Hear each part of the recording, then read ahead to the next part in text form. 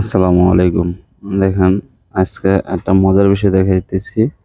সেটা হচ্ছে আমি এক এক পেয়ার ব্ল্যাক মস্কো গাপ্পি আনছিলাম এক দোকান থেকে।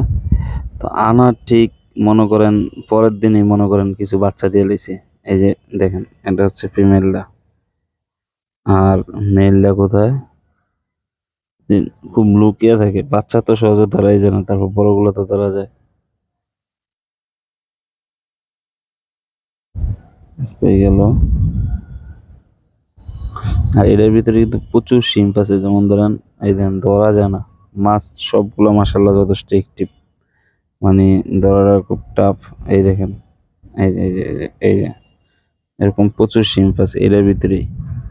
তারপরে মেল গাপ্পিটা কোথায় গেল? লুকিয়ে যায় প্লান্টের ভিতরে, সবগুলো মাছ লুকিয়ে যায়, ধরতে গেলে সহজে ধরা যায় না। এই যে এটা হচ্ছে মেল।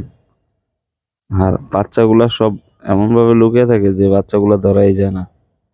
দেখেন, আমি আবার কি করছি, না ফিমেলটা আমার কাছে লোড মনে হইলো, পরে এই প্লান্ট গুলা দিয়ে দিছি। এভাবে দিয়ে দেওয়ার পরে দেখি যথেষ্ট বাচ্চা আলহামদুলিল্লাহ দিয়ে লাইছে। বাচ্চাগুলোর নিচে আছে তো ধরা দিতেছে না, এই প্লান্টের ভিতরে লুকিয়ে টুকিয়ে থাকে, ধরতে গেলে ধরতে পারি না। যথেষ্ট অনেকগুলা বাচ্চা পাইছি আর কি, বুঝছেন?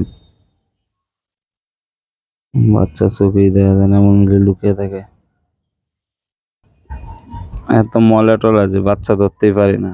আর আমি এটা পরিষ্কারও করে নি, দেখেন পানি কিন্তু অনেকটা কালচে হয়ে গেছে,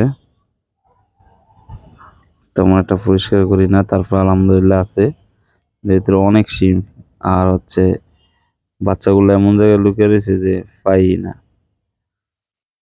ওই যে এদিকে দেখা যায় একটা, মানে নিচে চলে যায় আর কি।